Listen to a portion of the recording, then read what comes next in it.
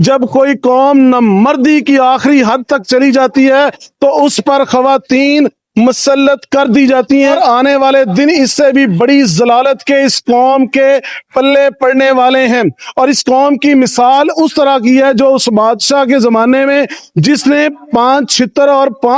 5 روپے ٹیکس لگایا تھا، اور اس بے حیا قوم نے یہ نہیں کہا تھا کہ ہمیں یہ ٹیکس معاف کروانا ہے، اس نے جا کے بادشاہ کے پاس یہ گزارش کی تھی کہ چھتر مارنے والے لوگ بڑھا دیے جائیں کیونکہ ہم لیٹ ہو جاتے ہیں۔ تو پاکستانی قوم بھی وہی چھتر کھانے والی مکمل طور پر قوم ہے۔ آپ ان کو جہاں بھی دیکھیں گے، ہوٹل پر، کھوکھے پر، دکان پر، بازار میں، مسجد میں، کسی بھی جگہ پر یہ مہنگائی کا رونا روتے نظر آئیں گے، لیکن جب اپنے حق کے لیے یا مہنگائی کے خلاف آواز اٹھانے کے لیے ان سے صرف چند الفاظ بولنے کا کہے جائے تو یہ دم دبا کر اس کتے کی طرح بھاگتے ہیں کہ جس کے اوپر سے ٹرک گزر جاتا ہے تو وہ چیں چیں بس کرتا رہتا ہے۔